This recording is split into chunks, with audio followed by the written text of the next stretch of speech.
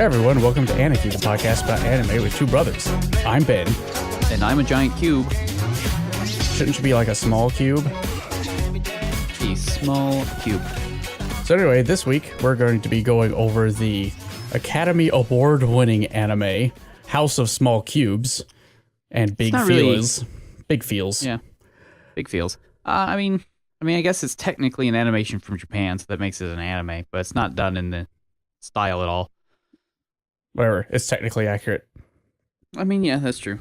But first, do you have anything, any updates? No, I'm just moving. Oh, we finished Little Witch Academia. Oh, finally? Did that all come out? Yeah. Oh, good. How was it? Really good. Was it everything you'd hoped and dreamed? More or less, yeah. The ending was super great. It was super cute, and I hear it's been greenlit for season 2, so that's nice. Was it left hanging open for a season 2? The plot wasn't. It was neatly wrapped up, but I mean, the characters still exist and are still in school, so... Ah, well, there you go. Spoilers, no one, dies or anything. No one dies. It doesn't pull, a My Hime or anything. Yeah. I mean, technically speaking, in My Hime, no one died either, so... Well... I swear, the last 5 minutes of that show should have never happened. It was only the second season that was terrible. First season was alright. Oh, My Hime? Or I guess the first half? Oh, no. See, the first half, I hated. Really? Yeah. I did not like the first half. I thought it was silly and dumb. And was pointless. But it was there simply to make the second half work and have an emotional impact. But then they cheapened the entire emotional impact of the second arc by ending it the way they did. Yeah. Well, you'll get that. Yeah. So before we go any further, I would like to issue a official and heartfelt apology. Are we apologizing for something? Yes. I wasn't informed. I that we had to made apologize. a grave error in last episode. Oh, did you? I did. What'd and I you do? apologize for it. I'm glad it was your error, not mine. I said that my wife turned a giant four-armed hellbeast into a bunny rabbit named Mr. Snuggles. Yeah, was that incorrect? Was it in fact a different name or a different adorable animal? Thoroughly raked over the coals. Thoroughly chastised? And chastised and humbled. And I would like to let everyone know that the rabbit's real name is Sunbeam. Oh, well, there you go. Sunbeam the bunny. I apologize to you and your creator. Yeah, Sunbeam is a way cuter name than Mr. Snuggles. Mr. Snuggles is a little uninspired, where Sunbeam is a much more inspired name. There you go. So I'm for it. Yeah, so there's that. Sunbeam the bunny. I have here that you wanted to talk about Cube. Oh, Cube. No, you have to say it right. Cube. Cube. Because it's capital Q, U with an umlaut B. Okay. Cube. Have I never told you about Cube before? You've not. Well, when I was working at Marbles, we would demo games all day. Mm-hmm. You always wound up with parents that are like, oh, I want a game, but it has to have no parts. Because parts get lost. Right. Now, brother, can you name a board game that does not have parts? I'm going to take a wild stab in the dark and say Cube. Well, I mean, Cube will be the board game with no parts. But I mean, prior to the invention of Cube, is there a board game with parts? With no parts? I'll have to think about this for a second. Hang on. No, they're not. They're none. It's part and parcel to the whole board game experience. What about Rubik's Cube? Does that count, or is that a puzzle? It's not a game. That's a puzzle. Like, it was so bad at Marbles. Every once in a while, you get somebody in. We would show them a game that had the fewest parts possible with 9 parts to lose. 9, right? Yeah. Because that's enough to fill a 3x3 grid. And we had a parent once scoff and be like, that's just too many parts to get lost. I guess I'll just go buy a Lego instead. It's like, what? But those are nothing but bits. Yeah. All a Lego is parts. Yeah, but we have a whole bucket at home full of spares. There's no, it's just bits. You're just buying the bits. What are you doing with your life? So I had invented the game Cube. You invented it? It's Cube. Yes, I did. Oh. It's a semi-translucent gray rounded cube. Uh-huh. It glows in the dark. All right. Yeah. What does Cube do? What doesn't it do? Anything you dream. Anything you want it to do. It will sit, and the child can interact with cube. It's fully interactive. I see. They could pick up cube or admire cube. They could talk to cube. Now, cube won't talk back because they might have parts inside or batteries you'd have to replace if you had to do anything. So cube doesn't. Well, I mean, cube does everything by doing nothing. Oh. Your child is able to fully imprint all of his ideas upon cube. Are you saying that this is like a physical representation of everything Zombocom represented? More or less. It's cube. Good. It's a semi-translucent, glow-in-the-dark, rounded cuboid shape. I'm envisioning it to be about 8 inches by 8 inches by 8 inches. That seems like a good size. Cube. It doesn't even have a box to get lost. It's its own box. No. You can't open cube. No. It just you can break functions cube. as its own solid. box. Well, I mean, I suppose. It's just a solid chunk. No parts. The only thing you could lose is itself, or did you lose it, or is this a new game you can play with cube? Find cube. Well played. Now, I will have to point out that I think there may have been this idea in the past. I think it was called log. No, log's different. It's very it? different than cube. Yeah. Because it doesn't glow in the dark, or because it's a different shape, or both? Well, it's not a cube. Ah. So it's the fact that it's a different shape. Also, it's all about the cube life and the cube brand, really. Ah, I see where you're coming from. You have to fully buy into cube. Now, are you envisioning like a whole swath of cube merchandise here? Oh, yeah, no, of course. You have to have the cube life. Kind of like Soul Cycle. Yeah. You have to buy into the whole lifestyle. It's a lifestyle brand, cube. I feel like I have to child Google lifestyle that. brand. Soul Cycle? Soul Cycle? Yeah. It's an exercise thing with a vague moralistic therapeutic deism sort of baked in somehow. I don't know. It looks like a stationary bike. It's a spin class. Well, yes, but it's all about the feel goods that you get with Soul Cycle. It says soul right in the name, so I mean it's about a deep, meaningful life while you ride a stationary bike. But yeah, while you go nowhere. While your body goes nowhere, your mind and spirit go everywhere. They transcend. It's available at Target. Just a bike is. Now, you really want to go to a Soul Cycle center to get the full experience. It's like buying a yoga mat and being like, oh, I'm into yoga. It's like, are you really? Do you go to the hot yoga class and get the hot yoga t-shirt from that one and say namaste all the time? I image searched this and I found a... Cube? Not Cube. I'll look for that in a second. I found Soul Cycle. Yeah. And in front of the spin class, normally you've got the PA speaker set up with like an iPod attached. This has a $20,000 DJ setup. Yeah. In the front, manned by a dude with a very large beard. Yeah, it's about the lifestyle. It's very different. You're buying into the brand. There's also only 2 guys in this picture that are on a bike. Well, I mean, it's Soul Cycle. Let's point that out. I'm going to look up Cube now. Cube. Well, I mean, Cube does not yet exist. Or does it? Maybe it's always existed and you're just bringing it out maybe that's of true. The transcendent. Cube does transcend time, space, and... I don't know how to type an umlaut on Windows. There is no cube, except the cube that is in your mind. Unless I tweeted about cube, which I may have done. You may have. Someone made there's several cubes. Cube? It seems to be an ottoman with drawers. That's not as good. And shelves. No. That does too many things. You could lose all those things. Well, they put things in cube. Now, is it with a capital Q or lowercase q? Lowercase. See, very different. And they're pronouncing it cube. Cube? Cube. Cube. As in C-U-B-E. See, no, this is cube. See, this is very different. See, this is going to be a capital. See, that's lowercase. I know. And it has a pronunciation. See, that's very different. That's not my cube at all. Wow. But it is a lovely little ottoman. It's an ottoman that I wouldn't feel comfortable putting my feet on because it's got a coffee inside it. Yeah, no, that's true. No, I'm not for this cube. Are you for small cubes? Small, semi-translucent plastic cubes. Oh, BPA free. Organic, too. Oh, non-GMO, obviously. Gluten-free as well.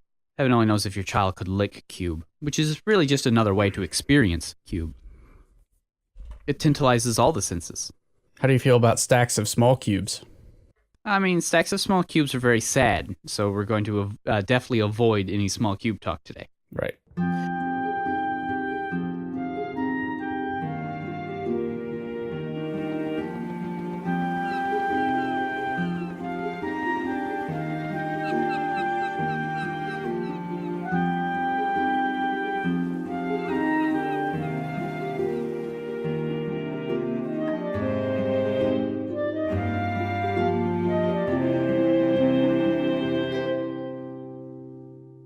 You all good now? You set? You ready? It's as good as one can be. Yeah. All right. Yep. Oh, I should probably turn off the sound of this, even though the sound in it is really good. It is. I had to turn mine off too. Otherwise, I might get a little bit of throat hurty going on. Something gets lodged in my throat or something. I don't know what it is. Sadness? It could be sadness. Zetsubo? Actually, yeah, it probably is Zetsubo. Or this isn't. Mono no really isn't. Yeah. This is way more that than it is Zetsubo. So this week, as in every other week of this season, we're going through one-shots, OVAs, and this week we're doing Tsumiki no Ie, which is House of Small Cubes. It's also got a French name, and I'm not even going to pretend to make that one. Yeah, because it is definitely animated more in a high French art tradition than it is a Japanese one, but I mean, it's still really good. But it is an 11-minute... No, sorry. It's a 12-minute long... And 6 seconds. Anime short from Japan, so it's technically an anime, and it won so many awards, including the Oscar in 2011 for Best Animated Short. Super cute. It's basically the first 10 minutes of Up. Yeah, it's very much the first 10 minutes of Up. for what that's worth. Except in this case, it's down. Yeah, no, that's true. It is down rather than up. So anyway, the short starts out, and we are presented with wall of pictures that is done in a very charcoal and watercolor style, which is what... Oh, yeah. We should probably mention that there's 0 dialogue in this. Yes. No subs. So, doesn't matter. Yeah, no. Well, I mean, kind of. He's a submariner. Does that count? I think so. Okay, well, then there are subs. Okay. But yes, you are going to get to listen to us describe to you a completely visual medium, because that's what you wanted to do with your time today. I mean, we've done it with Cat Soup. Why not do it again? Well, Cat Soup, it was kind of a different beast, don't you think? Somewhat. I mean, it was an art. I would say that this, too, would classify under an art. Well, yes, but that was literally a different beast. Those were cats. This is a hummin. Not just any hummin. An old one. An old sailor-looking guy. I love this guy's character design. It's super good. Yeah, so we slowly pan over all these pictures of a husband and wife. They slowly move from young to old as we pan down. Finally, it's just like really old of both of them, and then one picture of his wife with some jewelry in front of it. And then a sad old-looking man sitting in front with a pipe. I really do like his character design as well. It's super good. Because he's sort of like hunched over, and he's got all the lines and like the permanent scowl on his face with a pipe. The pipe is important. Technically it's not a pipe. Is it not a pipe? No, it's a picture of a pipe. Look, you're the one who said this was art. The character has a pipe. Yeah, the character does have a pipe. This is what's also cool about this is that it's done in a completely different style than usual. One could argue that it is cubist in its art style, but it is but really it's more it makes every flat surface sort of face you straight on. There's no perspective in most of the shots. It's perspectiveless. It edges on Japanese super flat, but not quite. So and everything has texture too. I should point that out. Yeah, no, that's true. Because everything's got this like rough charcoal canvasy feel to it. Yeah. So it really does feel like an art. But one thing I'd like to point out about the old man is, he's got that permanent scowl on his face. And he seems like the type of dude you'd see in like... he's an old mariner. He's about to bust a rhyme. He may bust a rhyme, or he may chase you off his lawn. That too. You can totally see him with a rake chasing somebody off his lawn. But immediately you get a sense of his character because as he's sitting there in front of those pictures, he has this big, heavy sigh. Like he's been spending some time reminiscing. So he's not just grouchy. And there's a little hatch door in the bottom of his house. And he opens it up and he plunks down a fishing line into it. That's an odd feature for a house. That's very odd, unless it's an ice house and he's ice fishing. But as we cut to outside, he's definitely not ice fishing. He is living in a sunken city. Well, his house isn't sunken because he's built a house on top of something. So he's got this, what appears to be the largest house in his neighborhood. Yeah. Because there are several little like house things popping out of the water and ships going between them. Yep. And now this is like pretty super flat and like, but without the pop, sort of poppy color aspects of super flat, it's still just very two-dimensional. We also get a shot of what's actually underneath the city, in case you hadn't figured it out by now. Yep. Like it's a whole bunch of little houses because every house that's above the water is just a house on top of a house on top of a house as the water rose at some point. So it's just like a bunch of towers. Like I sort of imagine them as like the tower of Unseen University in Discworld. Oh, it's like that. Yeah. Very, very similar. Yeah. Only without any wizards running around. Just burbs. Yeah, seagulls. We do get this nice pan across the sea, and there is nothing else. It's just this small spattering of houses, and everything else is just flat water. It's not a rough sea. It's nice and calm, but very flat, very water. And then we get our little bump of that's the house of small. That is the room of the La Maison and Petits Cubes. So yours is French as well. French today. So much French. Yeah. Well, I think it was actually like done in French, just to. I would definitely say the dialogue is all French. I mean, that's true. Well, it's more Greek. At least to me. So we come back from the bump card, and it's sunset, and it's time for dinner. Just gonna let that go? You just letting that go? Yeah, I am. All right. But yeah, the old man sitting by his window, he takes a puff of his pipe, and it is time for dinner. I like the fact that he has a TV. That's an interesting little thing. Yep, I like it. Well, it's very Ghiblian in a way, right? Because Ghibli likes an Arcadia with a bit of with just a bit of industrialism in it. Because he always likes to have older TVs and he likes to have cars and whatnot in his sort of Arcadian spaces. And here it's like the architecture, for what it's worth, especially like the ships, like harken back to like 1920s and before. Yeah. It's definitely a sort of turn this. Yeah, and yet he still has this TV, which is interesting. Well, it's a CRT. Well, yeah. Little TV. And he pours himself a little glass of wine, and he has himself a fish. That he caught from his floor. From his floor hole. Floor fish. I want floor fish. Would that be a flounder, I guess? If it's in the floor? Well, no. It would be a flounder because everything in this is so flat. Well, the next morning he wakes up, and as he's getting out of bed, like first thing he does is grab his pipe, obviously. Well, actually, the first thing he does is he scratches his neck, which I only point out because this is an interesting trick, one that has gone on for a very long time. Oh. It all started with King Kong. What? Are you going to enlighten us on a thing? Yeah, well, this is kind of an interesting, fun little movie thing.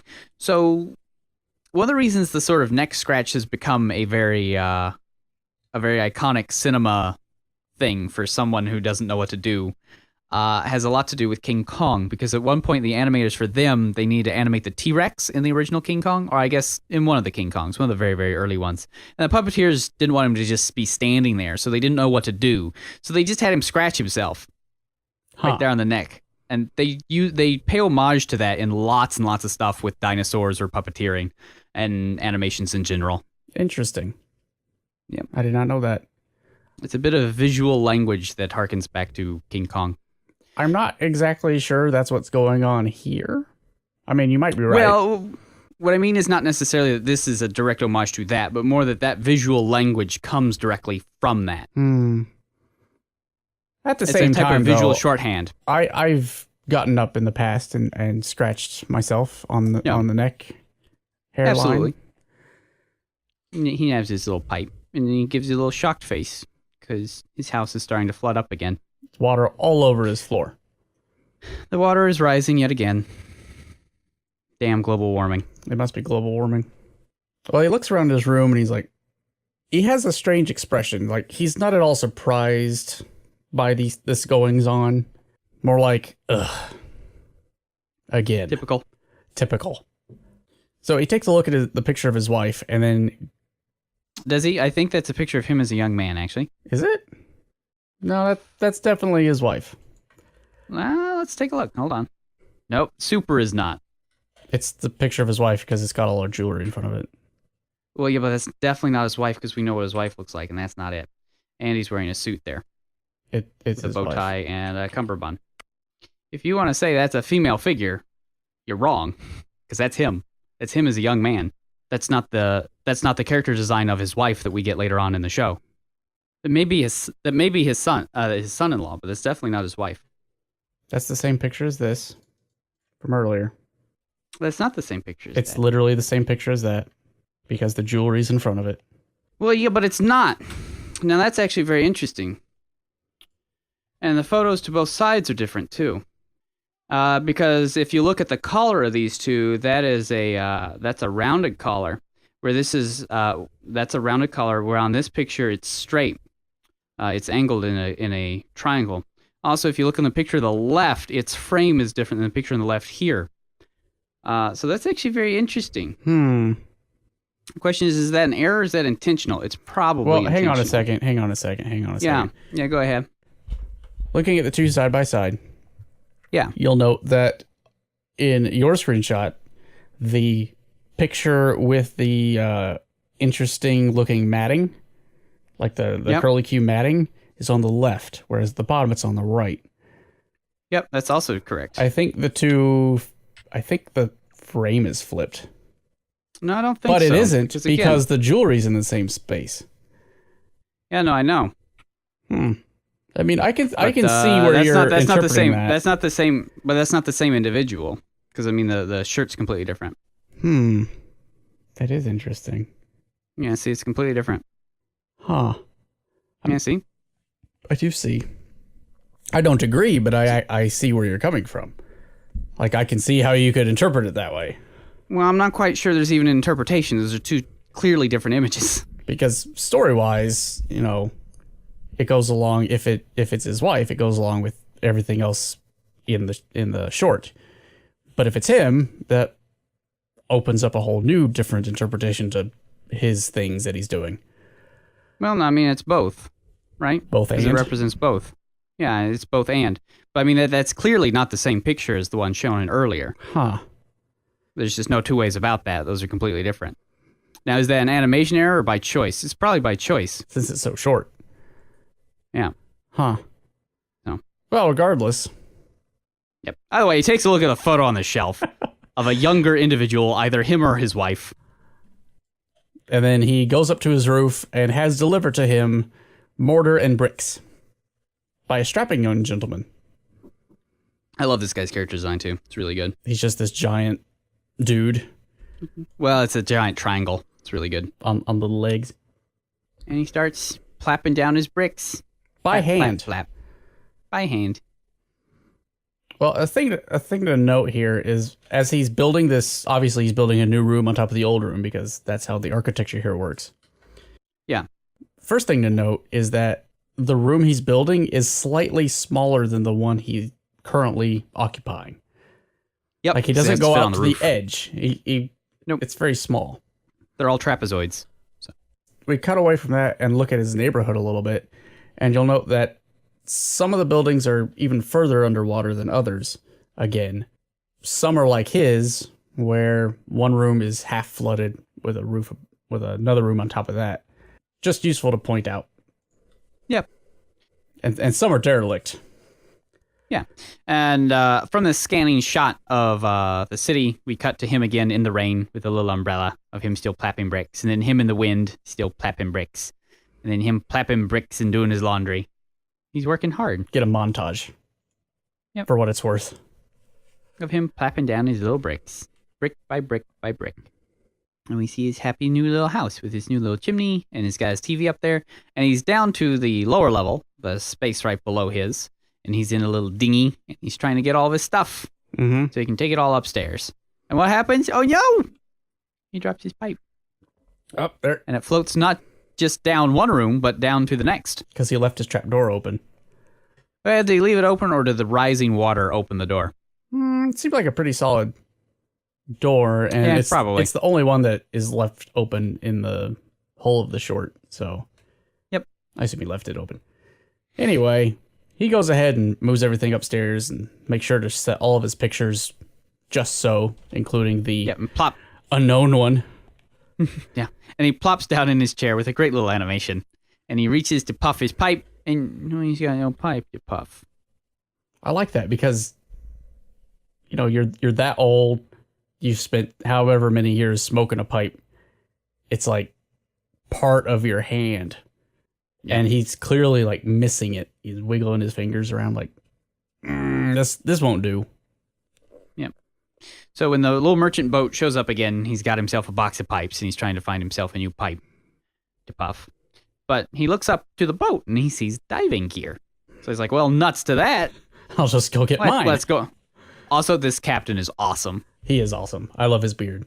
And his hat. This captain. Yeah, of course he's got a hat. Can't be called a captain unless you have a hat. That's a pretty sweet Aria hat, honestly. And you drive a boat. Maybe it's just a gondolier hat. Well, they're not on Mars. Well, they could be. We don't know. Yeah, we don't know. So obviously he buys the suit, the diving apparatus. Yeah, the diving suit. And I love the fact that when we cut back to him, because all of the limbs in this short are like super stylized. Super tiny. Yeah. His feet that are supposed to be webbed look like these tiny little like iron claw things that you'd see on an old bathtub. Yep. You guys little plippy plappers. Just the pan up on this guy all decked out is pretty sweet. I like the way that they've stylized his hunched overness because he looks kind of like crap, what are those things called?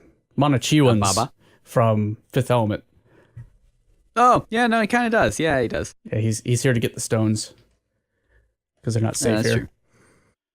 True. They're in the opera singer. They're always in the opera singer. They're always in the opera singer. If you ever need stones, check inside an opera singer.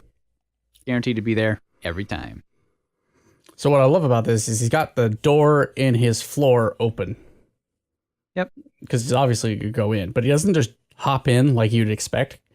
He gets down. He does like the real diving thing where you go backwards. It is perfect. He knows how to do it. He even holds his little nose and whoop. Yep, and he starts swimming down the little trapdoors. Good job, old man. You can do it. He's very spry for a man of his age. Well, he goes down and he finds the pipe laying on 2 floors below where he now is, resting on the trapdoor. So not his previous home, but the home under his previous home. The one he was fishing out of. Yeah, sitting on a closed trapdoor. And there's some nice light shining in from the surface, and he grabs his pipe. He has a little cute little flashback. A flashback of his wife getting his pipe for him because he dropped it on the floor when she was still alive. Yeah, and he remembers and is very sad. There's a nice cut to this. As he's remembering this, and right after he's come back to his senses, there's a shot from outside showing probably the room he's in and every room below that as they get bigger and bigger towards the bottom. And then he starts thinking for a second. He's like, I'm going to do that again. Yeah, he's going to have a trip down memory lane tower. Tower lane, ocean way. Something. Until the pressure of his memories kills him like the pressure of water. Wow. What? That got dark real quick. Isn't that the metaphor we're going for here? I don't By the way, he pulls up the little trap door and he scurries on down to the floor below. Where he sees a bed in the corner. And there's a little fishy. And he lands and he takes a look he turns around and he takes a look at the little bed. And he remembers when his wife was on there sick. And he was nursing her back to health after some sort of illness. Like, well, I remember that. Let's keep on remembering. So he goes down to the floor below that.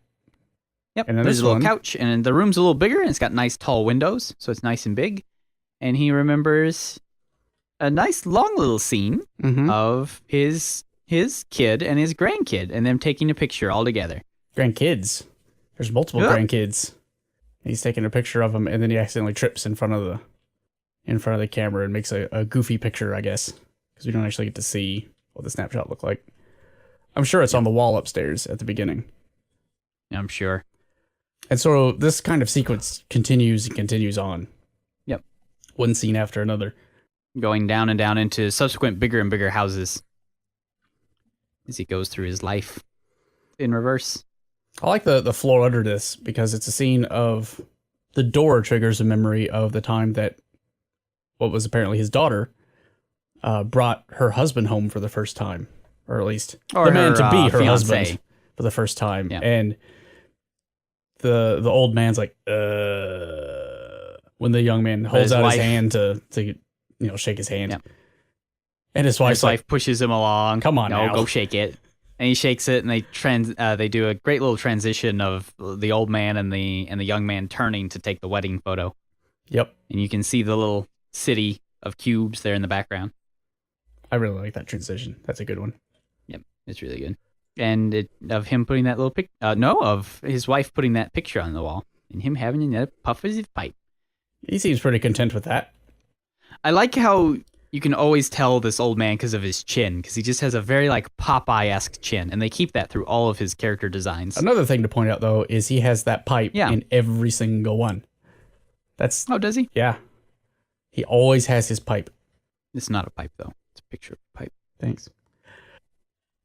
But the one below that, he remembers his daughter running off to school on the little boat. School boat. School boat. It's a nice one. Boat school. It's a nice boat. And a very nice boat. And then the floor below that is just this really, really tall room. Like, there's a lot of swimming to go from the entryway down to the bottom where there's a crib. And he remembers his newborn daughter. And his newborn daughter making little cities out of the blocks. Just like outside. The old man looks up from his reminiscing and sees all of the little trapdoors going up and up and up.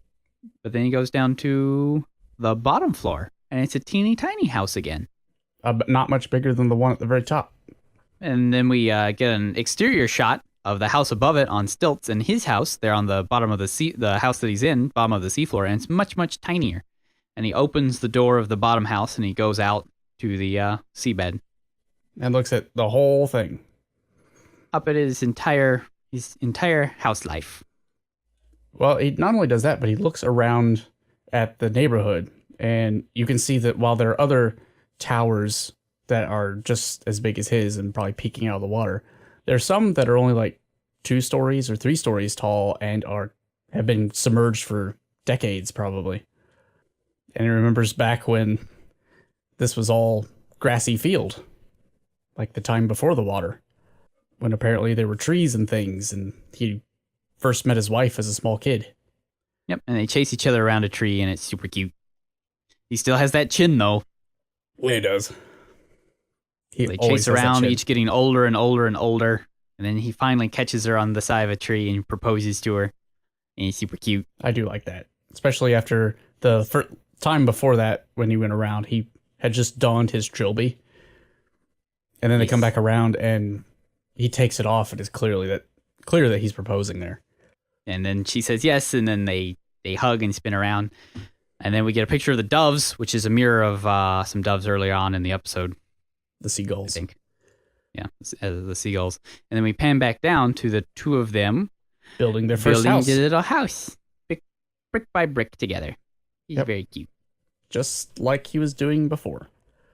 But all alone because of the crushing weight of despair. Yeah, or something.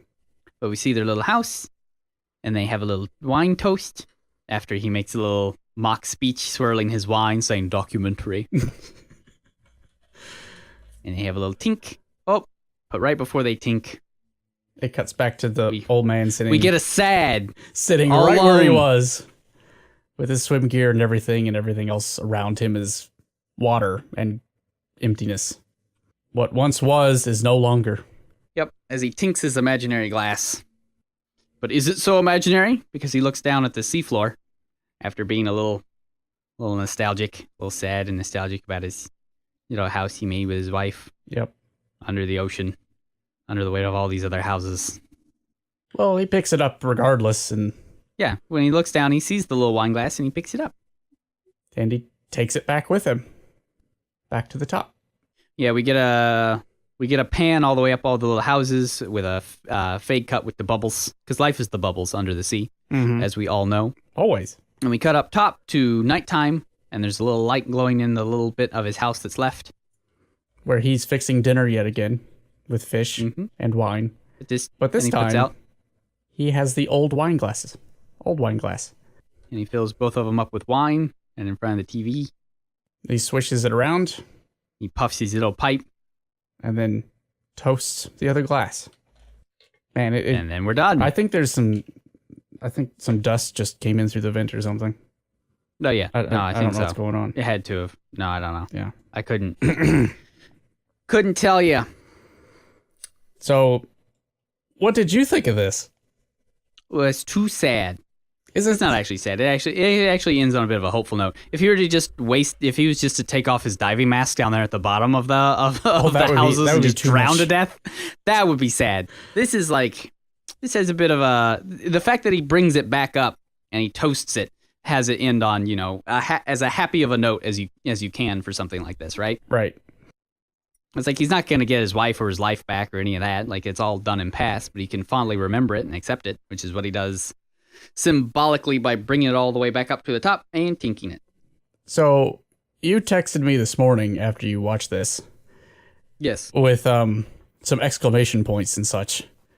What exactly were your words here? Feelings. Too many feelings? Well, thanks for all the feelings. Yeah. I was like, what's he talking about? And maybe he's talking about the show. Because last time I watched this was like 2011, like really long time ago. Oh. And so I watched it again today, and I was like, okay, yeah, I wasn't ready for that either. Yeah, all the feelings. There's way too many feelings. For so early in the morning. I watched that like 9:30. I watched it while making dinner, and I was like, yeah, man, all this steam's got something in my throat there. Well, it's the onions. It's the onions. It's got to be the onions, definitely. I don't know what else it could be, aside from the I will say, having watched it twice, the time I watched it before, I was like, oh, well, that's cute. But having been so many years since then and having gotten married, it has a whole different meaning now. Well, yeah. That I was not prepared for. So how do you interpret it, besides the obvious? Because there are many levels I noticed while watching it that you could go off of.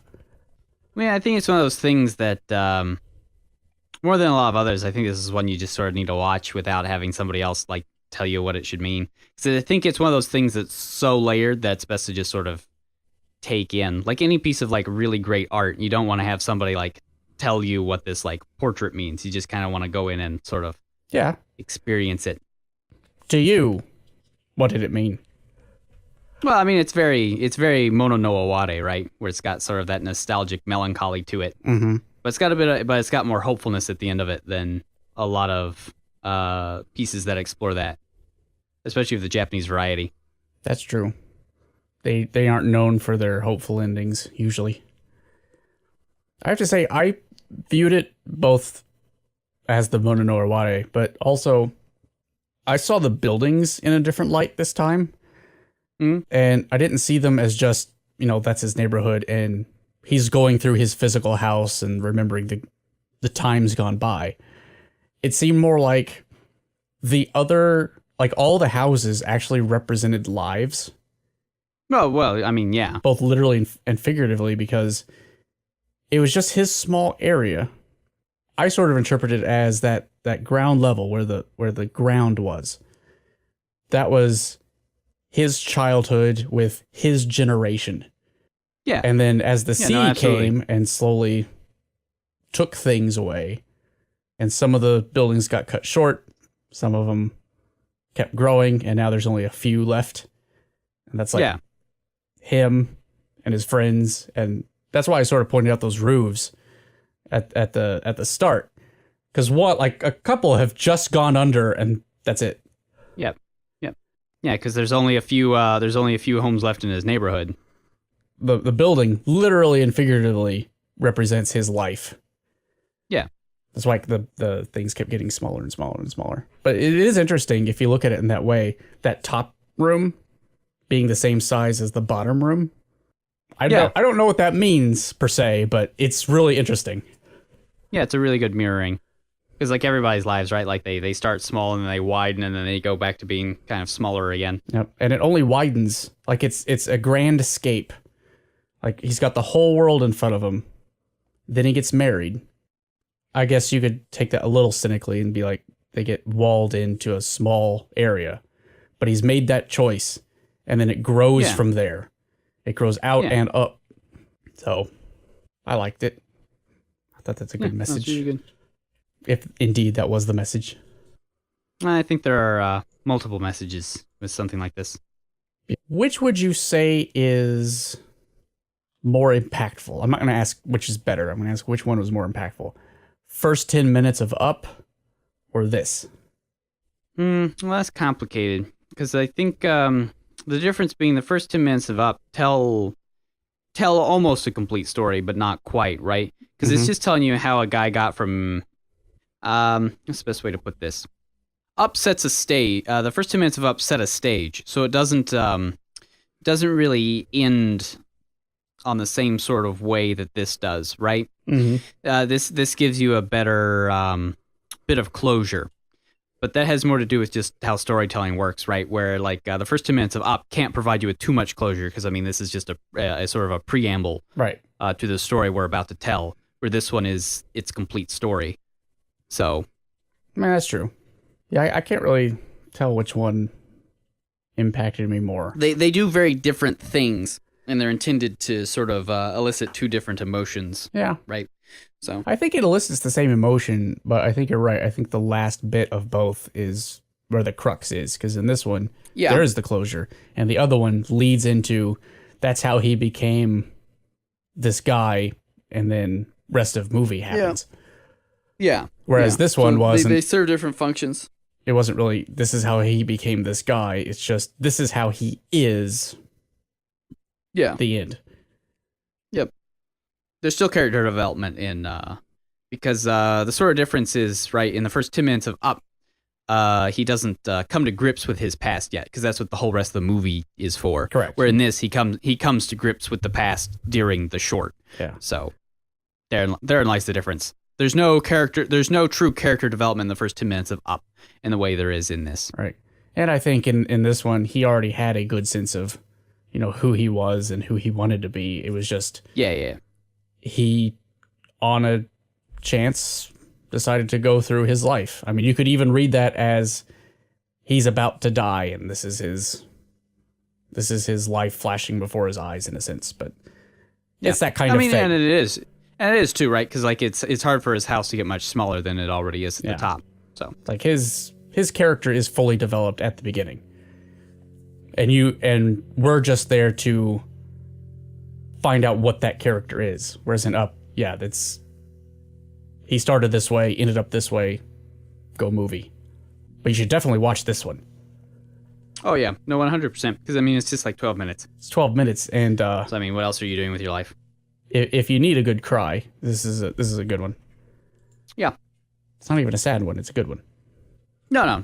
It's happy at the end, which is kind of weird. I think the whole thing is happy. It's just.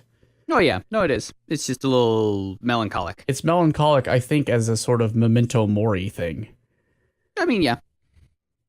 It's like, yep, this is happiness as a whole, as a life considered. But everything passes away, including your own life as a watcher. Yeah. It sort of hits you right in the old kokoro. Oh, right in the old kokoro. That's what I was looking for. Right in the old kokoro. But yeah, that's House of Small Cubes and Big Feels. And big feels. Small cubes, but big feelings. So, what are we going to watch next week? I have no idea, because that's when I'm going to be like super moving. Because like next week is like we move on the Saturday, and then that next Monday we'll be unpacking all the crap that we have in boxes. So, nah. Find some other 15-minute jobber. I'm looking.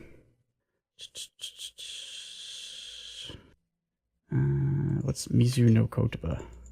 Is that something you added? Sound of Water? Oh, that's 9 minutes. Let's do that. Which one's that? I don't know. I didn't add it. I think you added it. Or maybe what's the I name did. of it I again? don't know. I don't know.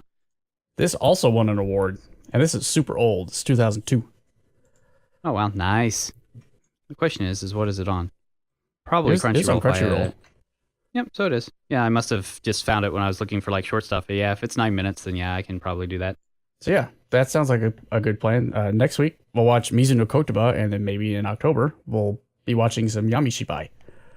Yep. To be spooky. Spooky. Spoopy. Spoopy. Spoopy. Spoopy.